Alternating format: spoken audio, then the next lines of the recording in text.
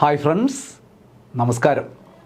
എല്ലാവർക്കും സ്വാഗതം സഹകാരി റൈസ് പ്ലസിൻ്റെ ഇന്നത്തെ കോൺസ്റ്റിറ്റ്യൂഷൻ ക്ലാസ്സിലേക്ക്.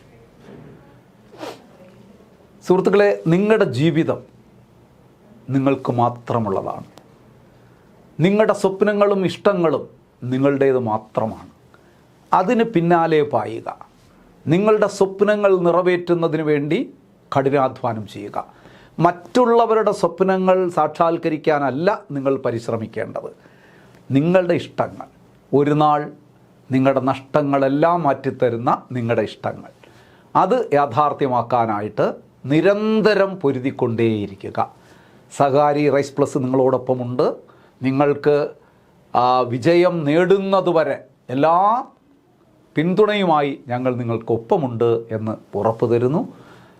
നല്ല ചിന്തകളും നല്ല പ്രവൃത്തിയും ആയി മുന്നോട്ട് പോവുക. വലിയ വിജയം നേടാൻ നിങ്ങൾ കഴിയട്ടെ എന്ന് ആശംസിച്ചുകൊണ്ട് ഏറെ സ്നേഹത്തോടെ ഇന്നത്തെ ക്ലാസ്സിലേക്ക് നിങ്ങളെ ഞാൻ ക്ഷണിക്കുകയാണ്. ഇന്ന് ഇന്ത്യൻ ഭരണഘടനയിലെ വളരെ പ്രധാനപ്പെട്ട ഒരു ടോപ്പിക്കിൻ്റെ ആദ്യ പാർട്ടാണ് നമ്മൾ ഡിസ്കസ് ചെയ്യാൻ ഉദ്ദേശിക്കുന്നത്. യൂണിയൻ പബ്ലിക് സർവീസ് കമ്മീഷൻ അഥവാ UPSC. നിങ്ങൾക്കറിയാം, കേന്ദ്ര പബ്ലിക് സർവീസ് കമ്മീഷനും അതുപോലെ തന്നെ സംസ്ഥാന തലത്തിൽ പബ്ലിക് സർവീസ് കമ്മീഷനും ഉണ്ട്. ഇനി അതിനു ഉപരിയായി joint state public service commission എന്ന് പറഞ്ഞ മറ്റൊരു സംവിധാനവും കൂടിയുണ്ട്, സംയുക്ത സംസ്ഥാന പബ്ലിക് സർവീസ് കമ്മീഷൻ. അപ്പോൾ ഇത് നമ്മൾ ഘട്ടം ഘട്ടമായി പഠിക്കാം. ആദ്യം നമ്മൾ യൂണിയൻ പബ്ലിക് സർവീസ് കമ്മീഷനുമായി ബന്ധപ്പെട്ട കുറച്ച് പ്രധാനപ്പെട്ട കാര്യങ്ങൾ പഠിക്കാൻ പോവുകയാണ്. ശ്രദ്ധിക്കണം. UPSC എന്താണ്? UPSC എന്ന് പറഞ്ഞാൽ UPSC is A constitutional body, independent constitutional body. അതായത് UPSC എന്ന് പറഞ്ഞു കഴിഞ്ഞാൽ ഒരു ഇൻഡിപെൻഡൻറ്റ് കോൺസ്റ്റിറ്റ്യൂഷണൽ ബോഡിയാണ് UPSC എന്ന് പറയുന്നത്. നമുക്ക് നോക്കാം. UPSC എന്ന് പറയുന്നത് ഭരണഘടനാ സ്ഥാപനമാണ്.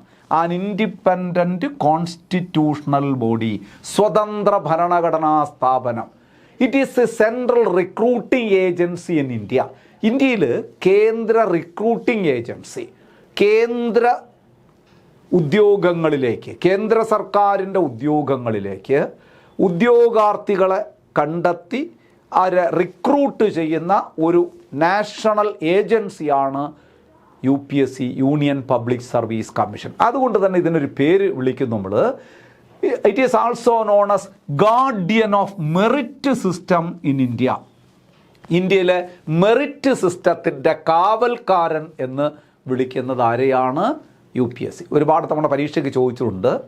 Which is known as guardian of merit system in India. ഇന്ത്യയിൽ മെറിറ്റ് സിസ്റ്റത്തിൻ്റെ കാവൽക്കാരൻ, മെറിറ്റ് സമ്പ്രദായത്തിൻ്റെ കാവൽക്കാരൻ ആര്? UPSC. സംസ്ഥാന തലത്തിൽ വരുമ്പോൾ സംസ്ഥാന PSC എന്നും പറയാം. സംസ്ഥാനത്ത് മെറിറ്റ് സമ്പ്രദായത്തിൻ്റെ കാവൽക്കാരൻ സംസ്ഥാന PSC ആണ്. എന്നാൽ ഇന്ത്യയിൽ മെറിറ്റ് സമ്പ്രദായത്തിൻ്റെ കാവൽക്കാരനാരാണ്? UPSC. എന്താ അങ്ങനെ പറയാൻ കാരണം? UPSC പരീക്ഷകൾ സംഘടിപ്പിക്കുന്നു. ആ പരീക്ഷകൾ എഴുതുന്ന ഉദ്യോഗാർത്ഥികളെ മെറിറ്റിൻ്റെ അടിസ്ഥാനത്തിലാണ് തിരഞ്ഞെടുക്കുന്നത്. മെറിറ്റിൻ്റെ അടിസ്ഥാനത്തിലാണ് റാങ്ക് ലിസ്റ്റ് പ്രസിദ്ധപ്പെടുത്തുന്നത്. അല്ലാതെ വേറെ ഒരു മാനദണ്ഡവുമില്ല. മെറിറ്റാണ് എല്ലാത്തിനും മുകളിൽ നിൽക്കുന്നത്. അതുകൊണ്ട് ആ മെറിറ്റ് സമ്പ്രദായത്തിൻ്റെ കാവൽക്കാരൻ പിൻവാതിലൂടെ ആർക്കും കയറാൻ പറ്റില്ല, മെറിറ്റിലൂടെ വരാൻ കഴിയുള്ളൂ എന്നർത്ഥം. അപ്പോൾ which is known as guardian of merit system in India എന്ന് ചോദിച്ചാൽ യൂണിയൻ പബ്ലിക് സർവീസ് കമ്മീഷനാണ്, UPSC ആണ്. ഇനി ഇതൊരു കോൺസ്റ്റിറ്റ്യൂഷണൽ ബോഡിയാണ് എന്ന് നമ്മൾ പറഞ്ഞു. അപ്പോൾ കോൺസ്റ്റിറ്റ്യൂഷനിൽ അതിന് പ്രൊവിഷൻസ് ഉണ്ടാകണ്ടേ? തീർച്ചയായിട്ടും. Which part of Indian constitution deals with union public service commission? Part 14. Indian ഭരണഘടനയിലെ 14-ാം ഭാഗത്താണ് യൂണിയൻ പബ്ലിക് സർവീസ് കമ്മീഷനെ കുറിച്ച് പ്രതിപാദിക്കുന്നത്. ഇവിടെ ഒരു കാര്യം കൂടെ നിങ്ങൾ ഓർക്കണേ. യൂണിയൻ പബ്ലിക് സർവീസ് കമ്മീഷനും സ്റ്റേറ്റ് പബ്ലിക് സർവീസ് കമ്മീഷനും ഒരേ രീതിയിൽ നിങ്ങൾ പഠിച്ചു പോയാൽ അതിൻ്റെ ആർട്ടിക്കിളുകളെല്ലാം സെയിം തന്നെയാണ്.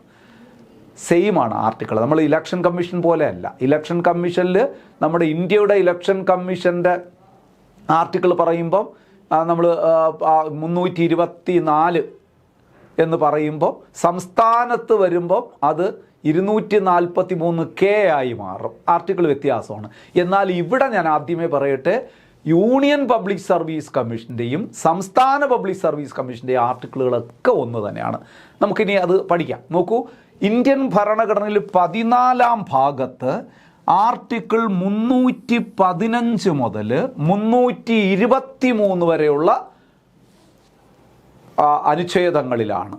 അനുച്ഛേദങ്ങൾ ഏതൊക്കെയാണ്? 315, 315 to 323, 324 ആകുമ്പോൾ തെരഞ്ഞെടുപ്പ് കമ്മീഷനാകും. അപ്പോൾ തെരഞ്ഞെടുപ്പ് കമ്മീഷൻ പാർട്ട് എത്രയാണ്? 15 മാറും. ഇങ്ങനെയൊക്കെ ഒന്ന് മനസ്സിൽ കണക്ട് ചെയ്ത് വെച്ചിരുന്നാൽ നിങ്ങൾക്ക് അതൊക്കെ മനസ്സിലാവും. 315 മുതൽ 323 വരെ 14-ാം ഭാഗത്ത്. അപ്പം 324 തുടങ്ങുന്നത് 15-ാം ഭാഗമാണ്. അപ്പം തെരഞ്ഞെടുപ്പ് കമ്മീഷൻ 15-ാം ഭാഗമാകും അല്ലേ? അവിടെ 324 മുതൽ 329 വരെയുള്ള ആർട്ടിക്കിൾ നമ്മൾ 15-ാം ഭാഗത്ത് വരും. അത് തെരഞ്ഞെടുപ്പ് കമ്മീഷനാണ്. ഒന്ന് കണക്ട് ചെയ്ത് പറഞ്ഞു എന്നേ ഉള്ളൂ, എല്ലാം കൂടെ കൺഫ്യൂസ്ഡ് ആകരുത്. ഇവിടെ നമുക്കിപ്പോൾ ഇതിലേക്ക് തിരിച്ചു വരാം. പാർട്ട് 14 ആർട്ടിക്കിൾ 315 to 323 ആണ് union public service commission, state public service commission എല്ലാം അതിനകത്താണ് വരുന്നത്. Head quarters of union public service commission, UPSCയുടെ ഹെഡ് ക്വാർട്ടേഴ്സ് എന്നറിയപ്പെടുന്നത് ദോൽപൂർ ഹൗസ് ആണ്, ന്യൂഡൽഹി. ന്യൂഡൽഹിയിലെ ദോൽപൂർ ഹൗസ് ആണ് UPSCയുടെ ഹെഡ് ക്വാർട്ടേഴ്സ്. ഒന്ന് ഓർത്ത് വെച്ചുകൊള്ളുക. Then UPSC was established on 1st October 1926 on the recommendation of Lee Commission. Lee Commission or Royal Commission എന്ന് പറഞ്ഞാലും തെറ്റില്ല. റോയൽ കമ്മീഷൻ്റെ അല്ലെങ്കിൽ ലീ കമ്മീഷൻ്റെ ശുപാർശ പ്രകാരം 1926 നോക്കൂ, സ്വതന്ത്ര ഇന്ത്യയിലല്ല, പബ്ലിക് സർവീസ് കമ്മീഷൻ. അന്ന് UPSC എന്നല്ല പറഞ്ഞിരുന്നത്, പക്ഷേ എങ്കിലും UPSC നിലവിൽ വന്നത് എന്ന് വെച്ചാൽ ഈ ഡേറ്റ് പറഞ്ഞാൽ മതി. കാരണം പബ്ലിക് സർവീസ് കമ്മീഷൻ, ബ്രിട്ടീഷ് ഇന്ത്യയിൽ നിലവിൽ വന്ന പബ്ലിക് സർവീസ് കമ്മീഷനാണ് പിൽക്കാലത്ത് നമ്മൾ UPSC എന്ന് പറയുന്നത്. അപ്പോൾ UPSC നിലവിൽ വന്നത് October 1st 1926 on the recommendation of Lee commission. നോക്കൂ, ഇതൊരു കോൺസ്റ്റിറ്റ്യൂഷണൽ ബോഡി എന്ന് നമ്മൾ ഇപ്പോൾ പഠിക്കുകയാണ്. അത് ഇന്ത്യ റിപ്പബ്ലിക് ആയതിനൊക്കെ ശേഷമാണ്. വാസ്തവത്തിൽ ബ്രിട്ടീഷ് ഇന്ത്യയിൽ ഇത് നിലവിൽ വന്നതൊരു സ്റ്റാറ്റ്യൂട്ടറി ബോഡി ആയിട്ടാണ്. നിലവിൽ വന്നപ്പോൾ സ്റ്റാറ്റ്യൂട്ടറി ബോഡി ലീ കമ്മീഷൻ്റെ ശുപാർശ പ്രകാരം. ലീ കമ്മീഷൻ വാസ്തവത്തിൽ 1924 ലീ കമ്മീഷൻ വരുന്നത്. ആ ലീ കമ്മീഷൻ്റെ റോയൽ കമ്മീഷൻ്റെ ശുപാർശ പ്രകാരമാണ് നിലവിൽ വന്നത്. പക്ഷേ ഒരു ആക്റ്റിലൂടെയാണ്. ഇതിന് മുമ്പുണ്ടായിരുന്ന ഒരു ആക്ടിൻ്റെ പ്രൊവിഷൻ അനുസരിച്ചാണ്. ആ ആക്ട് ഏതാണ്? അപ്പം public service commission in India was formed according to which act എന്ന് ചോദിച്ചാൽ government of India act. Government of India act 1919. കണ്ട, 1935 എന്ന് പറയല്ലേ, 26 നിലവിൽ വന്ന കാര്യമാണ് പറയുന്നത്. 1919 ഗവൺമെൻറ് ഓഫ് ഇന്ത്യ ആക്ട്. അതിൻ്റെ മറ്റൊരു പേരെന്താണ്? മൊണ്ടേഗു ചെംസ്ഫോർഡ് റിഫോംസ് എന്നൊക്കെ നമ്മൾ പഠിച്ചിട്ടുണ്ട് അല്ലേ. അപ്പോൾ 1919 ഗവൺമെൻറ് ഓഫ് ഇന്ത്യ ആക്ട് പ്രകാരമാണ് ഒരു സ്റ്റാറ്റ്യൂട്ടറി ബോഡി ആയിട്ട് ഇന്ത്യയിൽ ആദ്യമായിട്ട് പബ്ലിക് സർവീസ് കമ്മീഷൻ നിലവിൽ വരികയാണ്. ലീ കമ്മീഷൻ്റെ ശുപാർശ പ്രകാരം അല്ലെങ്കിൽ റോയൽ കമ്മീഷൻ്റെ ശുപാർശ പ്രകാരം 1926 October 1 ഇത് വരുന്നത്. ഇനി നമ്മൾ പറയുന്നത് ആർട്ടിക്കിളിലേക്ക് പോകുന്നതിന് ഇപ്പോൾ അതിൻ്റെ ഒരു നാൾ വഴിയും കൂടെ നമുക്കൊന്ന് പറയാം. അതായത് അങ്ങനെ നിലവിൽ വന്നതിന് ശേഷം ഇത് 1919 നിങ്ങൾ ഒന്ന് ഓർത്ത് വെച്ചോണ്ടേ, 19 ഗവൺമെൻറ് ഓഫ് ഇന്ത്യ ആക്ട് പ്രകാരം. എന്നാൽ ഗവൺമെൻറ് ഓഫ് ഇന്ത്യ ആക്ട് 1935 പ്രകാരം ഇത് ഫെഡറൽ പബ്ലിക് സർവീസ് കമ്മീഷനായി മാറുകയാണ്. ആ നാൾ വഴികൾ ഒന്ന് ഓർക്കാൻ വേണ്ടി ഞാൻ പറഞ്ഞതാണ്. ആദ്യമായിട്ട് 1926 October 1 നമ്മുടെ പബ്ലിക് സർവീസ് കമ്മീഷൻ ഇന്ത്യയിൽ നിലവിൽ വരികയാണ്. ലീ കമ്മീഷൻ്റെ ശുപാർശ പ്രകാരം അഥവാ റോയൽ കമ്മീഷൻ്റെ ശുപാർശ പ്രകാരം. എന്നാൽ ഏത് ആക്ട് പ്രകാരമാണ് അത് നിലവിൽ വന്നതെന്ന് പറഞ്ഞാൽ ഗവൺമെൻറ് ഓഫ് ഇന്ത്യ ആക്ട് 1919 പ്രകാരം. അതുകൊണ്ടൊരു സ്റ്റാറ്റ്യൂട്ടറി ബോഡി ആയിട്ടാണ് ആദ്യം അത് നിലവിൽ വരുന്നത്. എന്നാൽ 1935 ഗവൺമെൻറ് ഓഫ് ഇന്ത്യ ആക്ട് പ്രകാരം അത് ഫെഡറൽ പബ്ലിക് സർവീസ് കമ്മീഷനായി മാറുകയാണ് 1935. 1935 ഗവൺമെൻറ് ഓഫ് ഇന്ത്യ ആക്ട് പാസ്സാക്കിയതിന് ശേഷം ഇതിനെ ഫെഡറൽ പബ്ലിക് സർവീസ് കമ്മീഷനായിട്ട് മാറുകയാണ്. പിന്നെ ഇന്ത്യ റിപ്പബ്ലിക് ആയതിനു ശേഷമാണ് അത് UPSC ആയിട്ട് മാറുന്നത്, യൂണിയൻ പബ്ലിക് സർവീസ് കമ്മീഷനായി മാറുന്നത്. എന്നാലും UPSC was formed in which day എന്ന് ചോദിച്ചാൽ നിങ്ങൾ ഇത് പറഞ്ഞാൽ മതി. കാരണം ഈ UPSC തന്നെയാണ് നേരത്തെ ഉണ്ടായിരുന്ന അതിൻ്റെ തുടർച്ച തന്നെയാണ്. അതുകൊണ്ട് UPSC ഇന്ത്യയിൽ നിലവിൽ വന്നത് 1926 ഒക്ടോബർ 1 തന്നെയാണ്. അപ്പോൾ ഇതൊരു സ്റ്റാറ്റ്യൂട്ടറി ബോഡി ആയിരുന്നു. എന്നാൽ ഭരണഘടനയൊക്കെ വന്നിട്ട് ഭരണഘടനയിലെ 14-ാം ഭാഗത്ത് ഉൾപ്പെടുത്തി ചില ആർട്ടിക്കിളുകളൊക്കെ 315 മുതൽ 323 വരെയുള്ള ആർട്ടിക്കിളുകൾക്ക് ഉൾപ്പെടുത്തിക്കൊണ്ട് ഇതിനൊരു കോൺസ്റ്റിറ്റ്യൂഷണൽ ബോഡിയാക്കി മാറ്റി. At present union public service commission is A constitutional body. ഇത്രയും ക്ലിയർ ആയല്ലോ. നമ്മൾ ആർട്ടിക്കിളുകളിൽ അവസാനം എല്ലാം കൂടെ ചേർത്ത് ഞാൻ ഓർഡറായിട്ട് എല്ലാ ആർട്ടിക്കിളും കൂടെ പഠിക്കാം. 315 മുതൽ 23 വരെയുള്ളത് നമ്മൾ ലാസ്റ്റ് ഞാൻ ഒരു ലിസ്റ്റാക്കി തരാം. ഇപ്പം പ്രധാനപ്പെട്ട ആർട്ടിക്കിളുകൾ ഇങ്ങനെ പറഞ്ഞു പോകാം, ഇതിനോടൊപ്പം പറയുന്നതിനോടൊപ്പം പറഞ്ഞു പോകാം. ഇതിൽ എന്തുകൊണ്ടോ ആദ്യത്തെ ആർട്ടിക്കിൾ പ്രധാനപ്പെട്ടതാണ്. There shall be a public service commission for union and public service commission for each state. കണ്ടോ, ഇതാണ് ഞാൻ പറഞ്ഞത്, ആർട്ടിക്കിൾ എല്ലാം സെയിം ആണെന്ന്. 315 പറയുന്നത് there shall be a public service commission for the union. കേന്ദ്രത്തിനൊരു പബ്ലിക് സർവീസ് കമ്മീഷൻ ഉണ്ടായിരിക്കണം. And a public service commission for each state. ഓരോ സംസ്ഥാനത്തിനും പബ്ലിക് സർവീസ് കമ്മീഷൻ ഉണ്ടായിരിക്കണം. കണ്ട, അപ്പോൾ ഒരു സംസ്ഥാനത്തിന് പബ്ലിക് സർവീസ് കമ്മീഷൻ ഉണ്ടായിരിക്കണം എന്ന് അനുശാസിക്കുന്ന ആർട്ടിക്കിൾ ഏത്? 315. ഇന്ത്യക്കൊരു പബ്ലിക് സർവീസ് കമ്മീഷൻ ഉണ്ടായിരിക്കണം എന്ന് അനുശാസിക്കുന്ന ആർട്ടിക്കിൾ ഏത്? 315. അത് തന്നെയാണ് 315. അപ്പോൾ there shall be. അപ്പോൾ ഇവിടെ എങ്ങനെ ഈ ആർട്ടിക്കിൾ 315 പല രീതിയിൽ ചോദിക്കാം. ആർട്ടിക്കിൾ റിലേറ്റിംഗ് ടു UPSC എന്നൊറ്റ ചോദ്യം ചോദിച്ചാൽ article 315 UPSC is formed under which article? Article 315 എന്നൊക്കെ തന്നെ നമുക്ക് പറയാൻ വേണമെങ്കിൽ. അല്ലെങ്കിൽ പറയാം there shall be a union public service commission and state public service commission for each state under which article? Article 315. Clear ആയല്ലോ. ഇനി നോക്കുക, chairman and members of union public service commission are appointed by the president of India. ചോദ്യമാണ്, chairman and members of union public service commission are appointed by whom? President of India. അവിടെ സംശയം നിങ്ങൾക്ക് വരില്ല. കാരണം എന്തെന്നറിയോ, ഇതൊരു കോൺസ്റ്റിറ്റ്യൂഷണൽ ബോഡിയാണ്. ഇന്ത്യയിലെ ഭരണഘടനാ സ്ഥാപനങ്ങളെല്ലാം നിയമിക്കുന്നത് പ്രസിഡന്റ് തന്നെയാണ്. അപ്പം chairman and members of union public service commission are appointed by the president of India. Usually the commission consist of 9 to 11 members including the chairman. Chairman ഉൾപ്പെടെ ശരിക്ക് 9 മുതൽ 11 വരെയുള്ള അംഗങ്ങൾ ഉണ്ടായിരിക്കണം എന്നാണ് പറയുന്നതെങ്കിലും നമ്മുടെ ഇപ്പോഴും നിലവിലൊരു 7ഓളം അംഗങ്ങളേ ഉള്ളൂ. ഇത് പരമാവധിയാണ് പറയുന്നത്. പരമാവധി 11. നിങ്ങൾ ഈ 9 എടുക്കണമെന്നില്ല. പരമാവധി 11 അംഗങ്ങളാകാം. ഒരു ചെയർമാനും 10 അംഗങ്ങളും, അങ്ങനെ ഓർമ്മിച്ചാൽ മതി. ഒരു ചെയർമാനും 10 അംഗങ്ങളും അടങ്ങുന്നതാകാം. അതുവരെ എത്താം.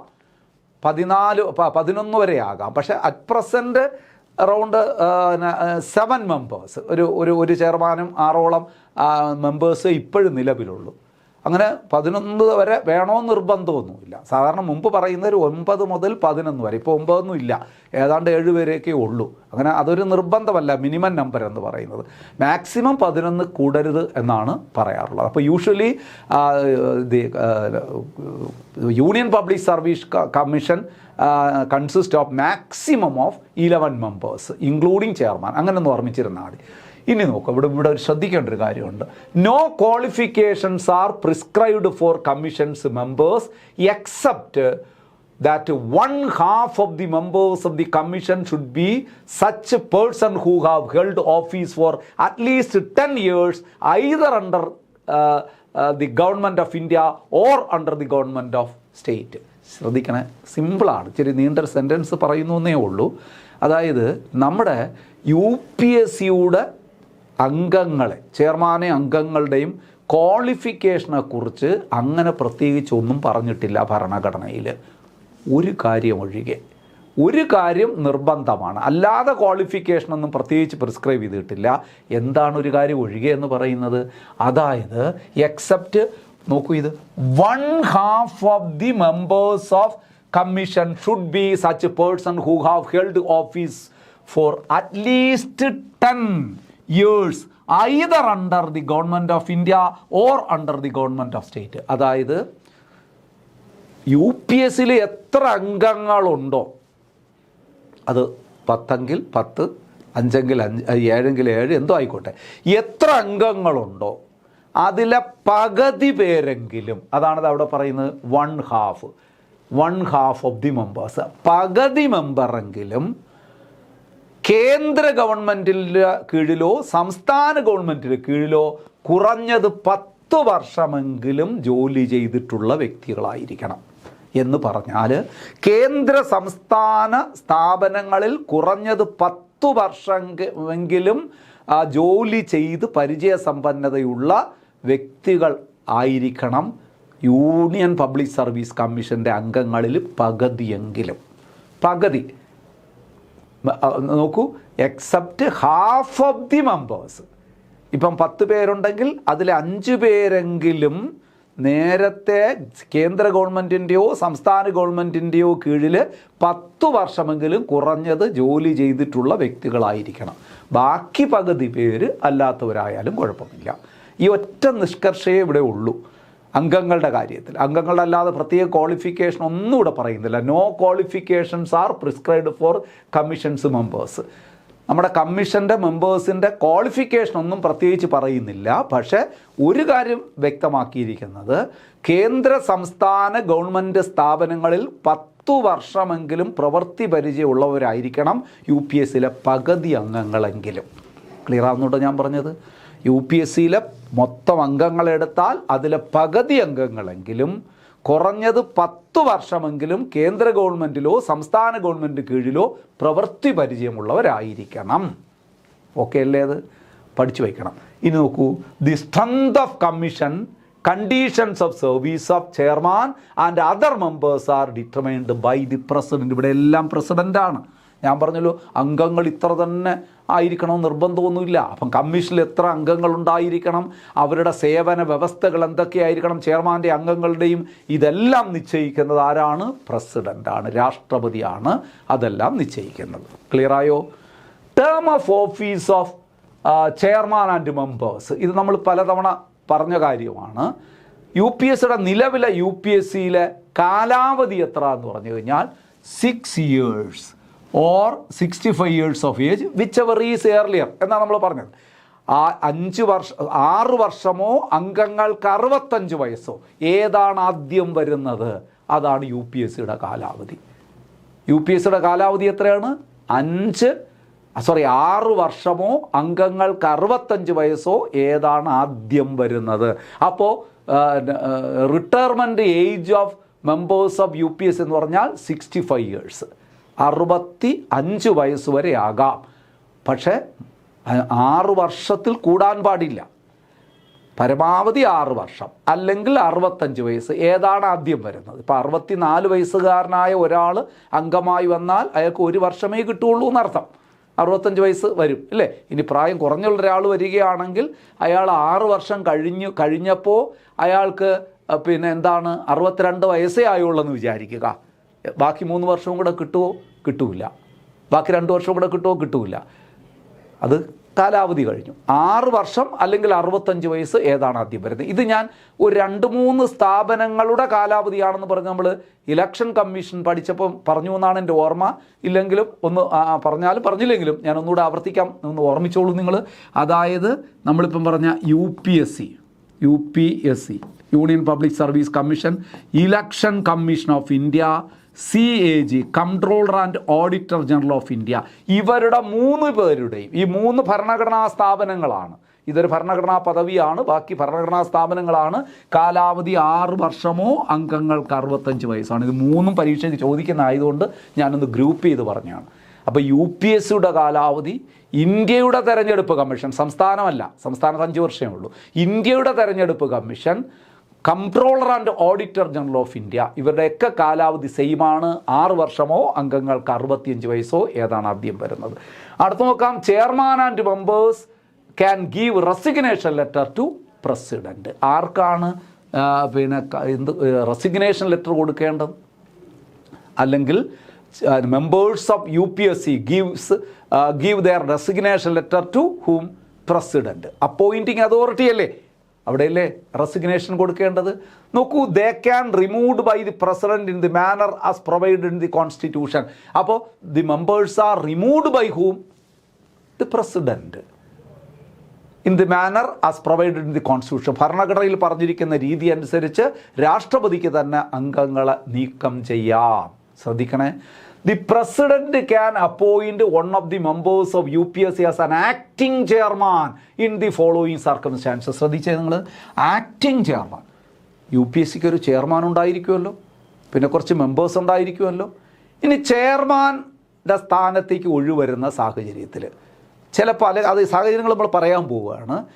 ആക്ടിംഗ് ചെയർമാനെ നിയമിക്കുന്നത് ആര്? അതും രാഷ്ട്രപതി തന്നെയാണ്. ഏതൊക്കെ സാഹചര്യം? What are the circumstances under which the president of India can appoint acting chairman of UPSC എന്ന് ചോദിച്ചാൽ നിങ്ങൾ എന്ത് പറയും? ദാ പറയുന്നു, when the office of chairman falls vacant. ചെയർമാൻ്റെ ഓഫീസ് ഒഴിഞ്ഞു കിടക്കുകയാണ്. പല കാരണങ്ങളാകാം. ചെയർമാൻ ചിലപ്പോൾ രാജിവെച്ച് പോയതാകാം, ചെയർമാൻ ചിലപ്പോൾ അസുഖം ആയിട്ട് കുറച്ച് കാലം പിന്നെ ഹോസ്പിറ്റലിൽ കിടക്കുന്നതാകാം, അല്ലെങ്കിൽ ഒരു വിദേശ പര്യടനത്തിന് പോകാം. എന്തായാലും ശരി, ചെയർമാൻ്റെ ഓഫീസ് വേക്കൻ്റായി കിടന്നാൽ രാഷ്ട്രപതിക്ക് തൽക്കാലത്തേക്കെങ്കിലും ഒരു ആക്ടിംഗ് ചെയർമാനെ നിയമിക്കാം. മറ്റൊരു സാഹചര്യം, അല്ലെങ്കിൽ when the chairman is unable to perform his functions. നോക്കൂ, ഒരു ചെയർമാന് അദ്ദേഹത്തിൻ്റെ ഡ്യൂട്ടി ചെയ്യാൻ കഴിയാതെ വരുന്ന പല കാരണങ്ങളാകാം. Due to absence or some other reasons. ഇപ്പോൾ പെട്ടെന്ന് അദ്ദേഹത്തിൻ്റെ ഒരു വിദേശ പര്യടനം ആണ്, 2 മാസം കഴിഞ്ഞേ വരുള്ളൂ. അപ്പോൾ അദ്ദേഹത്തിന് ജോലി ചെയ്യാൻ പറ്റില്ല. ഇനി മറ്റു കാരണങ്ങളാകാം. ചിലപ്പോൾ അദ്ദേഹത്തിന് എന്തെങ്കിലും ഒരു അസുഖം ബാധിച്ചു പോകാം. ചിലപ്പോൾ പെർമനൻ്റ്ലി ആയിട്ട് തന്നെ ചിലപ്പോൾ ഡിസേബിൾഡ് ആയിട്ട് മാറുക, അങ്ങനെയൊക്കെ സാഹചര്യങ്ങളുണ്ട്.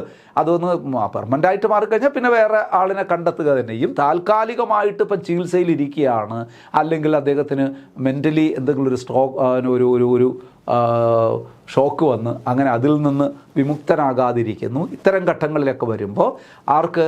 രാഷ്ട്രപതിക്ക് ഒരാളെ നിയമിക്കാം. ആരായിട്ട്? ആക്ടിംഗ് ചെയർമാനായിട്ട്. UPSCയുടെ ആക്ടിംഗ് ചെയർമാൻ്റെ ഓഫീസ് വേക്കൻ്റായിട്ട് കിടക്കുമ്പോൾ, അല്ലെങ്കിൽ മറ്റ് പല കാരണങ്ങൾ കൊണ്ട് ആ ചെയർമാന് അദ്ദേഹത്തിൻ്റെ ഡ്യൂട്ടി പെർഫോം ചെയ്യാൻ കഴിയാതെ വരുമ്പോൾ ആക്ടിംഗ് ചെയർമാനെ ആർക്ക് നിയമിക്കാം? പ്രസിഡന്റ്. എങ്ങനെ നിയമിക്കും നോക്കൂ. ആൻ ആക്ടിംഗ് ചെയർമാൻ ഫങ്ഷൻസ്, ഏതുവരെ നോക്കാം? Acting chairman functions അൻറ്റിൽ a person appointed as a chairman enters on the duty of the office.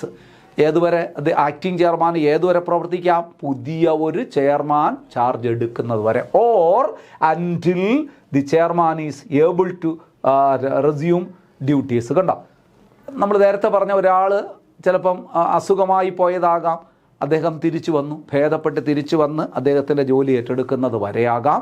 അല്ലെങ്കിൽ യഥാർത്ഥത്തിൽ മറ്റൊരു പുതിയ ചെയർമാൻ വരുന്നത് വരെയും ഈ ആക്ടിംഗ് ചെയർമാന് തുടരാവുന്നതാണ്. അപ്പോൾ ഇതൊന്ന് ശ്രദ്ധിക്കുക.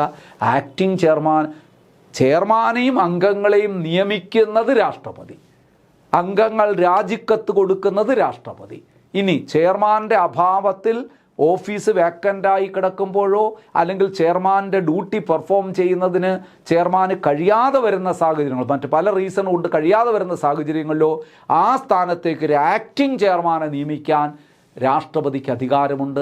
ആ ആക്ടിംഗ് ചെയർമാന് പുതിയൊരു ചെയർമാൻ വരുന്നത് വരെയോ, പഴയ ചെയർമാൻ ഡ്യൂട്ടി ചെയ്യാൻ കേപ്പബിളായി മാറുന്നത് വരെയോ അദ്ദേഹത്തിൻ്റെ സ്ഥാനം വഹിക്കാവുന്നതാണ്.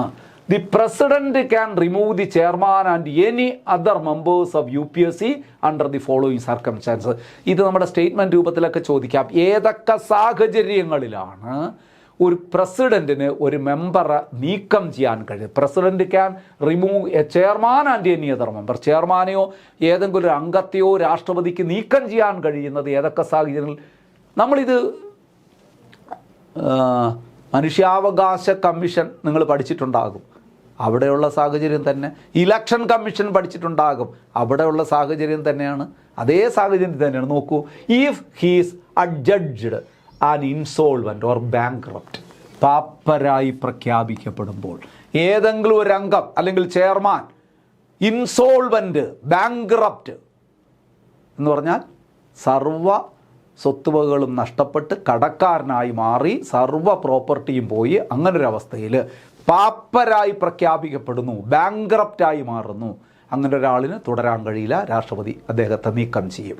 അതുപോലെ തന്നെ if he engages during his term of office any paid employment outside the duties of his duties, അതായത് during his official term he perform certain activities for receive അല്ലെങ്കിൽ by receiving additional payment എന്ന് പറഞ്ഞാൽ ഈ ശരിക്കും ഒരു അംഗത്തിന് അല്ലെങ്കിൽ ചെയർമാന് അവരുടെ ഒഫീഷ്യൽ കാലാവധിയിൽ മറ്റൊരു ജോലി, ശമ്പളം പറ്റി മറ്റൊരു ജോലി ചെയ്യാൻ കഴിയില്ല.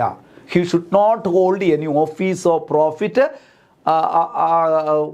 Profit in any other job. അതായത് ഇപ്പം ഇതിൻ്റെ ചെയർമാനായിട്ടും അംഗമായിട്ടും പ്രവർത്തിക്കുകയാണ്, ആ സമയത്ത് മറ്റൊരു ജോലി ചെയ്ത് ശമ്പളം പറ്റുന്നു എന്നറിഞ്ഞാൽ രാഷ്ട്രപതിക്ക് ഈ വ്യക്തിയെ ഒഴിവാക്കാവുന്നതാണ്. അടുത്ത നോക്കൂ, if he is in the opinion of the president unfit to continue in office by reason of infirmity of mind or body, ശാരീരികമോ മാനസികമോ ആയ ദൗർബല്യം കാരണം ജോലിയിൽ തുടരാൻ കഴിയാതെ വരുമ്പോൾ, ഏതെങ്കിലും ഒരു അംഗത്തിന് അല്ലെങ്കിൽ ചെയർമാന് ശാരീരികമായോ മാനസികമായോ ഒരു ദൗർബല്യം കാരണം അയാളുടെ ആ ഡ്യൂട്ടി പെർഫോം ചെയ്യാൻ കഴിയാതെ വന്നാൽ, എന്താണ് മാനസികമായി, ഇപ്പം മാനസികമായി എന്ന് പറയുമ്പോൾ ചിലപ്പോൾ അയാളുടെ കുടുംബത്തിൽ എന്തെങ്കിലും ഒരു ദുരന്തം നടന്ന് അതിൻ്റെ ഒരു ഷോക്കിൽ നിന്ന് അദ്ദേഹം വിമുക്തനായിട്ടില്ല, ആകെ മെൻ്റലി ഡൗണായി പോയി, മാനസിക നിലയൊക്കെ തെറ്റിപ്പോയി, അങ്ങനെ ഒരാളെ അംഗമായിട്ട് തുടരാൻ അനുവദിക്കുമോ? ഇല്ല, അയാളെ അങ്ങ് ഒഴിവാക്കും. ഇനി ശാരീരികമായിട്ടെന്ന് പറഞ്ഞാൽ പെർമനൻ്റ്ലി ഇൻകേപ്പബിളായി മാറി, ഇപ്പോൾ പാരാലിസിസ് വല്ലതും ബാധിച്ച് അങ്ങനെ ഇനി ഇത് റിക്കവറി ചെയ്യില്ല, അങ്ങനൊരു ഘട്ടം വന്നു കഴിഞ്ഞാൽ തീർച്ചയായിട്ടും രാഷ്ട്രപതി ഒഴിവാക്കും. അതാണ് പറഞ്ഞത്, if he is in the opinion of the president unfit to continue in offices by reason of infirmity of mind or body, മറ്റൊരു കാരണമാണ്. ഇതിനൊക്കെ പുറമെ അതൊക്കെയാണ് നമ്മൾ പറഞ്ഞ പ്രധാന കാരണങ്ങൾ. ബാങ്ക്രപ്റ്റായി മാറുമ്പോൾ, ശമ്പളം പറ്റി മറ്റ് ജോലി ചെയ്യുമ്പോൾ, അല്ലെങ്കിൽ മെൻ്റലി ഫിസിക്കലി ആകെ തകർന്നു പോകുന്ന ഒരു സാഹചര്യത്തിൽ റിക്കവർ ചെയ്യാൻ കഴിയാത്ത രീതിയിൽ വരുമ്പോൾ അതൊക്കെ രാഷ്ട്രപതിക്ക് അയാളെ ഒഴിവാക്കാം, ആ വ്യക്തിയെ. എന്നാൽ ഇതിന് പുറമെ രണ്ട് കാരണങ്ങൾ ഇത് നോക്കൂ. In addition the president can remove the chairman or any member of UPSC for misbehaviour, സ്വഭാവദൂഷ്യം കാരണവും രാഷ്ട്രപതിക്ക് ഒഴിവാക്കാം. പക്ഷേ സ്വഭാവദൂഷ്യം കാരണം ഒഴിവാക്കുമ്പോൾ ഒരു കാര്യം ചെയ്യണം. In this case the president has to refer the matter to the supreme court for an enquiry. നേരത്തെ പറഞ്ഞ കാരണങ്ങളാൽ രാഷ്ട്രപതിക്ക് ഒരു അംഗത്തെയോ ചെയർമാനെയോ ഒഴിവാക്കാം. എന്നാൽ സ്വഭാവദൂഷ്യം കാരണം കൊണ്ട് ഒരാളെ ഒഴിവാക്കുമ്പോൾ അതിനൊരു ഫോർമാലിറ്റി ഉണ്ട്. President has to refer the matter to the supreme court for an enquiry. ഈ കാര്യം സുപ്രീം കോടതിയെ അറിയിക്കണം. സുപ്രീം കോടതി ഒരു എൻക്വയറി കമ്മീഷനെ വയ്ക്കും.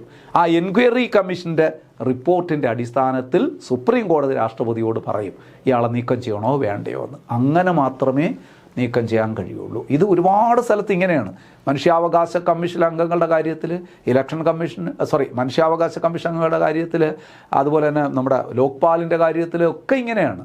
അങ്ങനെ നീക്കം ചെയ്യുന്നതിന്, ഈ മിസ്ബിഹേവിയറൊക്കെ പറഞ്ഞ് നീക്കം ചെയ്യുന്നതിന് സുപ്രീം കോടതിക്ക് റെഫർ ചെയ്യണം രാഷ്ട്രപതി. സുപ്രീം കോടതി ഒരു എൻക്വയറി കമ്മീഷനെ വെച്ചിട്ട് അതിൻ്റെ വസ്തുതകൾ കണ്ടെത്തിയിട്ട് സുപ്രീം കോടതി പിന്നീടൊരു റിപ്പോർട്ട് രാഷ്ട്രപതിക്ക് നൽകും.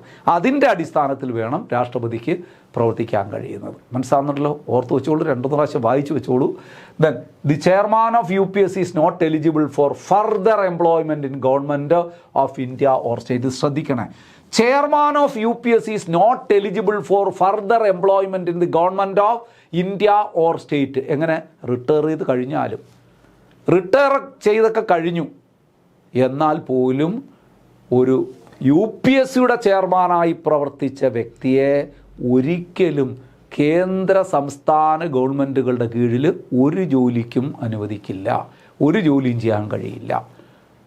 ദേ are not eligible to work under central government or state government after the റിട്ടയർമെൻറ്റിന് ശേഷം പോലും. അതായത് UPSCയുടെ ചെയർമാനായി പ്രവർത്തിച്ച ഒരു വ്യക്തിക്ക് അതിനുശേഷം ഇന്ത്യ ഗവൺമെൻറ്റിൻ്റെയോ സംസ്ഥാന ഗവൺമെൻറ്റെയോ കീഴിലുള്ള ഒരു ജോലിയിലും പ്രവേശിക്കാൻ കഴിയില്ല.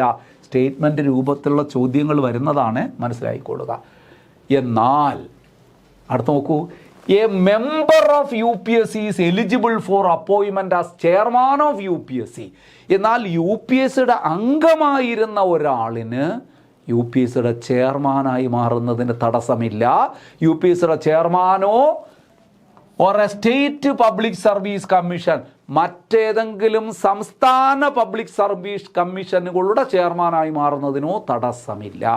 അപ്പോൾ UPSCയുടെ ചെയർമാനായ ഒരു വ്യക്തിക്ക് പിന്നീട് UPSCയിൽ തന്നെ റീഅപ്പോയിൻ്റ് ചെയ്യാൻ ഉള്ള അവകാശമില്ല, വഹിച്ച ചുമതല വീണ്ടും വഹിക്കാൻ പറ്റില്ല. കേന്ദ്ര സംസ്ഥാന സർക്കാർ സ്ഥാപനങ്ങളുടെ കീഴിൽ ഒരു ജോലിയും ചെയ്യാൻ കഴിയില്ല. എന്നാൽ UPSCയിലെ ഒരു അംഗത്തിനാണെങ്കിൽ UPSC ചെയർമാനാകുന്നതിനോ അല്ലെങ്കിൽ തന്നെ നമ്മുടെ സംസ്ഥാന പബ്ലിക് സർവീസ് കമ്മീഷനുകളുടെ ചെയർമാനാകുന്നതിനോ തടസ്സമില്ല. തടസ്സമുണ്ട് ഏതിന്? വീണ്ടും UPSC അംഗമാകാൻ കഴിയില്ല. They are not eligible for reappointment. ആ അംഗമായിരുന്ന ആളിന് വീണ്ടും അംഗമാകാൻ കഴിയില്ല. UPSCയുടെ ചെയർമാനാകാം, സംസ്ഥാന പബ്ലിക് സർവീസ് കമ്മീഷനുകളുടെ ചെയർമാനാകാം. ആ കാര്യം അംഗങ്ങൾക്ക് അങ്ങനെ സ്വാതന്ത്ര്യമുണ്ട്. But for any other employment the government of India or state. പക്ഷേ അവർക്കും കേന്ദ്ര സംസ്ഥാന സ്ഥാപനങ്ങളുടെ കേന്ദ്ര സംസ്ഥാന ഗവൺമെൻറ്റുകളുടെ കീഴിൽ ഒരു ജോലിയും ചെയ്യാനും പാടില്ല. ഇത് മൊത്തം ആശയക്കുഴപ്പം ഉണ്ടാകരുത്. ഞാൻ സിമ്പിളായിട്ട് ഓർഡറായിട്ടൊന്ന് പറയാം, നിങ്ങൾ ശ്രദ്ധിക്കണം. അതായത് നമ്മുടെ UPSCയിലെ ചെയർമാനും അംഗങ്ങൾക്കും റീഅപ്പോയിൻമെൻറ്റിന് അർഹതയില്ല. അവർ വഹിച്ചിരുന്ന പദവികൾ വീണ്ടും വഹിക്കാൻ പറ്റില്ല. അത്രയും മനസ്സിലായോ? ഇനി UPSCയുടെ ചെയർമാനാണെങ്കിൽ ഒരു ജോലിക്കും UPSCയുടെ ചെയർമാനായി കഴിഞ്ഞതിന് ശേഷം കേന്ദ്ര സംസ്ഥാന സർക്കാർ സ്ഥാപനങ്ങളുടെ കീഴിൽ ഒരു ജോലിയും നിർവഹിക്കാൻ കഴിയില്ല. പിന്നെ മിണ്ടാതെ വീട്ടിലിരിക്കാനേ പറ്റുള്ളൂ.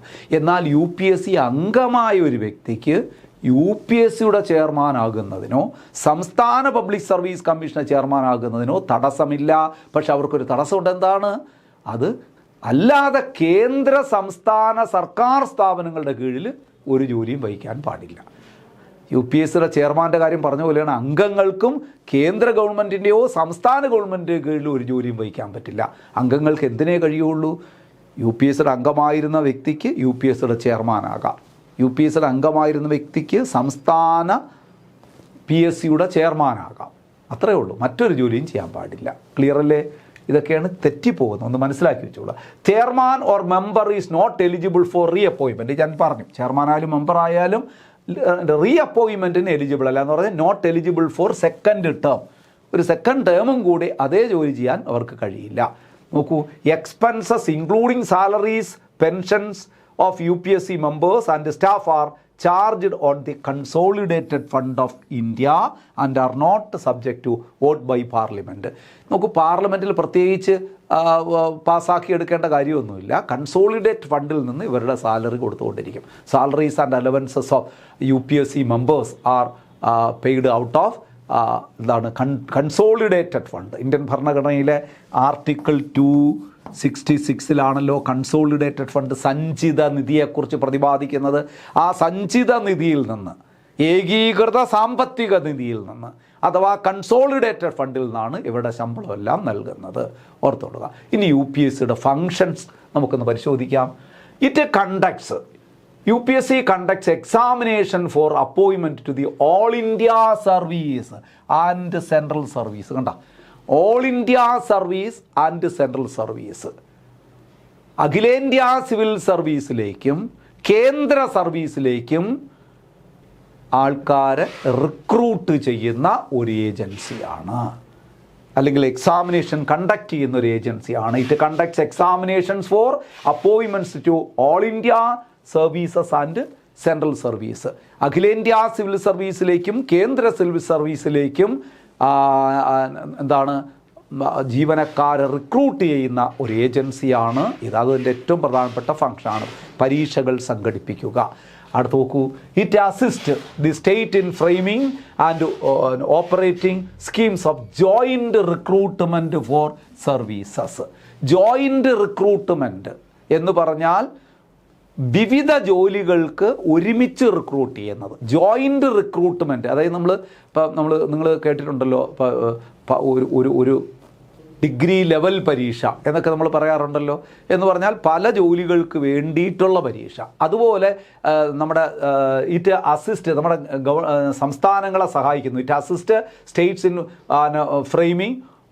Framing and operating schemes of joint recruitment for any services. ഏതെങ്കിലും സർവീസുകളിലേക്കൊക്കെ ജോയിൻ്റ് റിക്രൂട്ട്മെൻറ്റിന് വേണ്ടിയിട്ടുള്ള കാര്യങ്ങളൊക്കെ ചെയ്യുന്നതും UPSC ഇവിടെ പ്രധാനപ്പെട്ട ഫംഗ്ഷനിൽപ്പെട്ടതാണ്. It is not concerned with classification of service, pay and service condition, cadre management or training. ഇതൊന്നും UPSCയുടെ ജോലിയല്ല. ഒരു ഫംഗ്ഷൻ പറയുന്നതിൻ്റെ ഇടയിലേക്ക് നമ്മൾ പറയുകയാണ്. ശരിക്കും പറഞ്ഞു കഴിഞ്ഞാൽ സർവീസ് ക്ലാസിഫിക്കേഷൻ നടത്തുക, അതുപോലെ തന്നെ സർവീസ് കണ്ടീഷൻസ്, സേവന വ്യവസ്ഥകൾ നിശ്ചയിക്കുക, ആ കേഡർ മാനേജ്മെൻറ്റ് നടത്തുക, അവർക്ക് ട്രെയിനിങ് കൊടുക്കുക, ഇതൊന്നും UPSCയുടെ ജോലിയല്ല. ഇതൊക്കെ ആര് ചെയ്യണം? സർക്കാർ ഡിപ്പാർട്ട്മെൻറ്റ് ഉണ്ട് അതിന് വേണ്ടിയിട്ടുള്ള. പേഴ്സണൽ മാനേജ്മെൻറ്റ് ഡിപ്പാർട്ട്മെൻറ്റ് അല്ലേ, മാനേജ്മെൻറ്റ് ട്രെയിനിങ് എന്ന് പറയുന്ന ഒരു പ്രത്യേക ഡിപ്പാർട്ട്മെൻ്റ് ഉണ്ട്. അവരാണ് ഈ തൊഴിലാളികളുടെ ഇവിടുത്തെ ശരിക്കും പറഞ്ഞാൽ എംപ്ലോയീസിൻ്റെ സേവന വ്യവസ്ഥകളും അതുപോലെ അവരെ പേയ്മെൻറ്റ്, അവരെ സർവീസ് കണ്ടീഷൻസ്, അവർക്ക് ട്രെയിനിങ്, കേഡർ മാനേജ്മെൻറ്റ് ഇതൊക്കെ നടത്തേണ്ടത് UPSCയുടെ പണിയല്ല. UPSC എന്താണ്? ആൾക്കാരെ റിക്രൂട്ട് ചെയ്തു കൊടുക്കുന്ന ഏജൻസിയാണ് കേന്ദ്ര സർവീസിലേക്ക്. അത്രയേ ഉള്ളൂ. നോക്കൂ, the recommendation made by UPSC are only for advisory nature. UPSCയുടെ റെക്കമെൻഡേഷൻ അഡ്വൈസറി നേച്ചറാണ്. ഗവൺമെൻറ്റിന് ഇതുമായി ബന്ധപ്പെട്ട സർവീസുകളുമായി ബന്ധപ്പെട്ട അല്ലെങ്കിൽ എംപ്ലോയീസിനെ റിക്രൂട്ട് ചെയ്യുന്നതുമായി ബന്ധപ്പെട്ട പരീക്ഷകൾ സംഘടിപ്പിക്കുന്നതുമായി ബന്ധപ്പെട്ട കാര്യങ്ങൾ ഗവൺമെൻറ്റിന് ഉപദേശിക്കുകയേ ഉള്ളൂ. ആ ഉപദേശിക്കുവാനുള്ള അധികാരം മാത്രമേ ഉള്ളൂ. അത് നടപ്പിലായില്ല എങ്കിൽ, സർക്കാർ അത് നടപ്പിലാക്കിയില്ല എങ്കിൽ സർക്കാരിനെതിരെ നടപടിയെടുക്കാനൊന്നും UPSCക്ക് അധികാരമില്ല. അഡ്വൈസറി നേച്ചറാണ്. And hence not binding on the government. Government അത് അംഗീകരിക്കണമെന്ന് നിർബന്ധമൊന്നുമില്ല. UPSC കൊടുക്കുന്ന റെക്കമെൻഡേഷൻസ് സർക്കാർ അനുസരിക്കണമെന്ന് അങ്ങനെ നിർബന്ധമൊന്നുമില്ല. അഡ്വൈസറി നേച്ചർ മാത്രമേ ഉള്ളൂ UPSCക്ക്. It serves all or any of needs of state on the request of the state governor. ഇനി സംസ്ഥാന ഗവർണർമാരുടെ റിക്വസ്റ്റ് അനുസരിച്ച് ഒരു സംസ്ഥാനത്തിന് ആവശ്യമായിട്ടുള്ള സഹായങ്ങൾ കൂടി UPSC ചെയ്തു കൊടുക്കും. ഒരു സംസ്ഥാനത്തിൻ്റെ ഗവർണറുടെ അഭ്യർത്ഥന പ്രകാരം ആ സംസ്ഥാനത്തിൻ്റെ എംപ്ലോയ്മെൻറ്റുമായി ബന്ധപ്പെട്ട് എന്തെങ്കിലും കാര്യങ്ങൾ ചെയ്യണമെങ്കിൽ UPSC ചെയ്തു കൊടുക്കും. It advises the president regarding the disciplinary action against civil servants.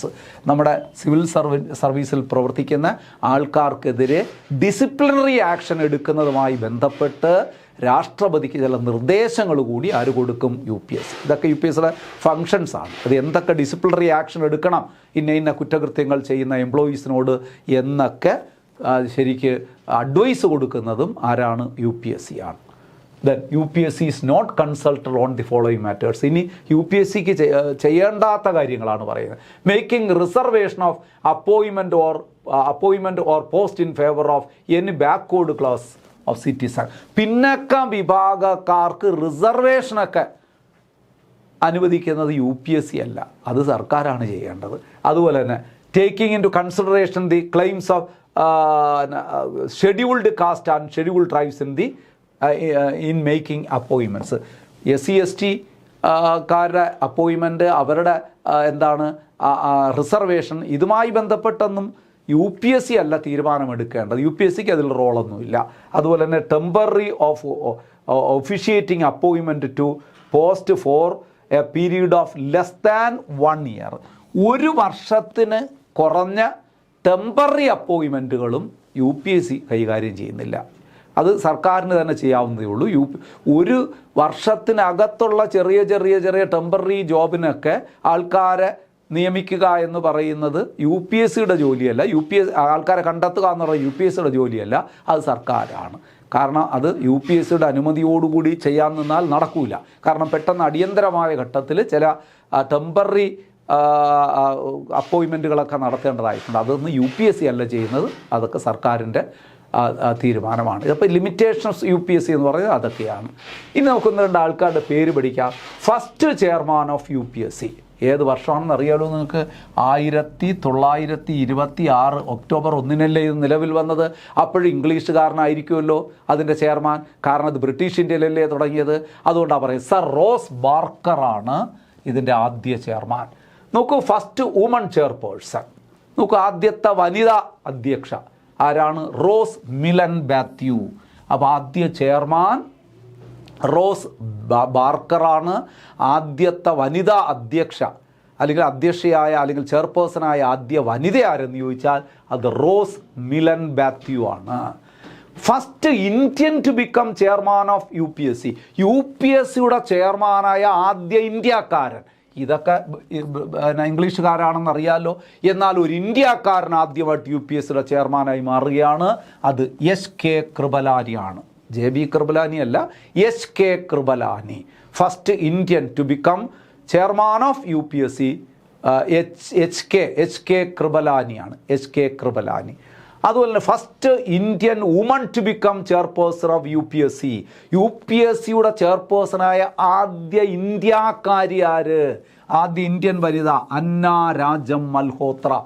ഇന്ത്യയിലെ ആദ്യത്തെ IAS കാരിയാണ് അന്ന രാജം മൽഹോത്രയാണ്. അപ്പോൾ ആദ്യ ചെയർപേഴ്സൺ ആരാണ്? Rose Barker. ആദ്യത്തെ വനിതാ അധ്യക്ഷ ആരാണ്? റോസ് മിലൻ മാത്യു. ആദ്യത്തെ ഇന്ത്യക്കാരനായ ചെയർമാൻ ആരാണ്? SK Kripalani.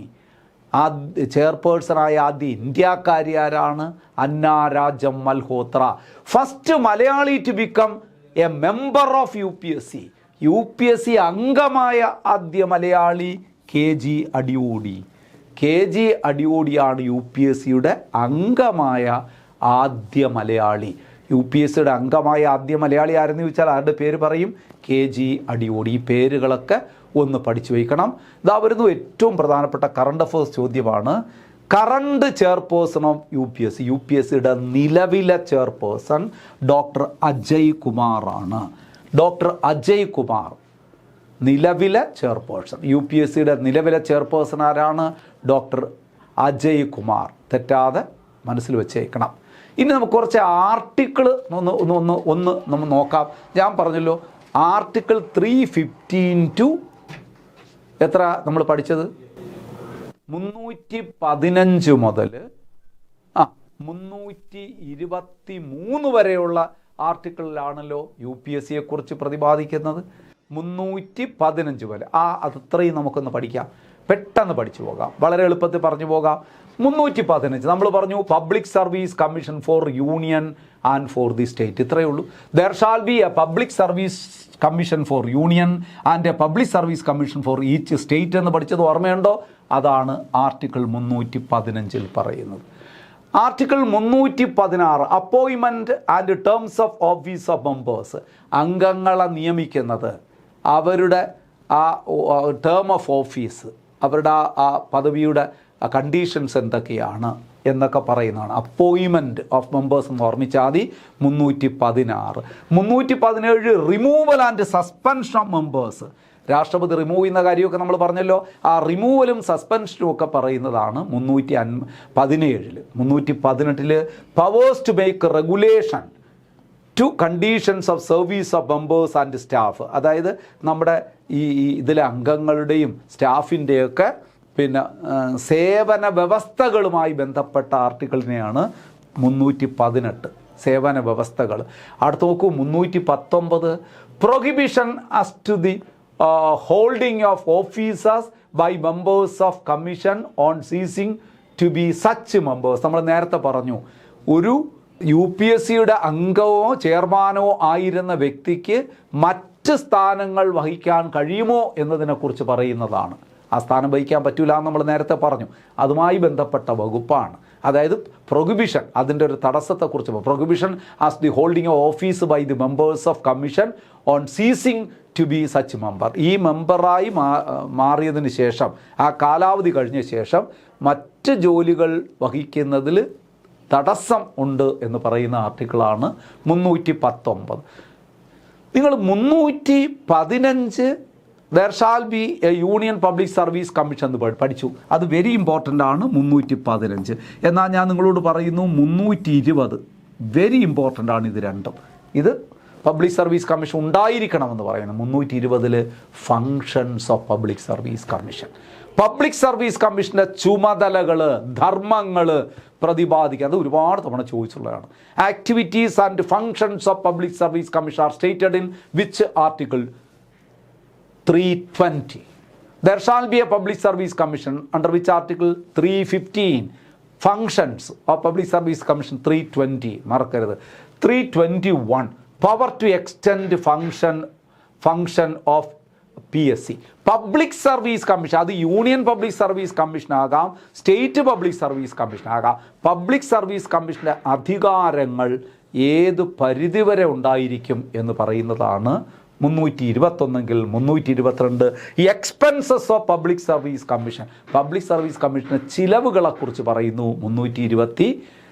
Last 323 report of public service commission. Public service commission annual report സമർപ്പിക്കുന്നത് രാഷ്ട്രപതിക്കാണ്. ആനുവൽ റിപ്പോർട്ടുമായി ബന്ധപ്പെട്ട സെക്ഷനാണ് 323. അപ്പം നിങ്ങൾ ഓർക്കേണ്ട 315 there shall be A public service commission, India and state. 320 activities and functions of public service commission. 323 report of public service commission. അപ്പോൾ നമ്മൾ public service commission UPSC എന്ന് പറയുന്ന ഒരു ടോപ്പിക്കിൻ്റെ ഒന്നാം ഭാഗം, ചെറിയൊരു ഏരിയ മാത്രമേ നമ്മൾ പഠിച്ചിട്ടുള്ളൂ. ഇനി വിശദാംശങ്ങളിലേക്ക് നമ്മൾ കടക്കും അടുത്ത ക്ലാസ്സിൽ. അപ്പോൾ SSCയെക്കുറിച്ച് പഠിക്കണം, പിന്നെ സ്റ്റേറ്റ് പബ്ലിക് സർവീസ് കമ്മീഷനെ കുറിച്ച് പഠിക്കണം, joint state public service commission ഒക്കെ പഠിച്ചതിന് ശേഷം കുറച്ച് ചോദ്യങ്ങളൊക്കെ എക്സ്പ്ലെയിൻ ചെയ്യുമ്പോൾ ഇതുമായി ബന്ധപ്പെട്ട സംശയങ്ങളൊക്കെ നിങ്ങൾക്ക് മാറും എന്ന് ഞാൻ വിശ്വസിക്കുന്നു. അപ്പം ക്ലാസ് കണ്ടുകൊണ്ടിരുന്ന എല്ലാവർക്കും നന്ദി അറിയിക്കുന്നു. ഇതിൻ്റെ അടുത്ത ഭാഗവുമായി നമുക്ക് വീണ്ടും കാണാം. Thank you so much. Good bye.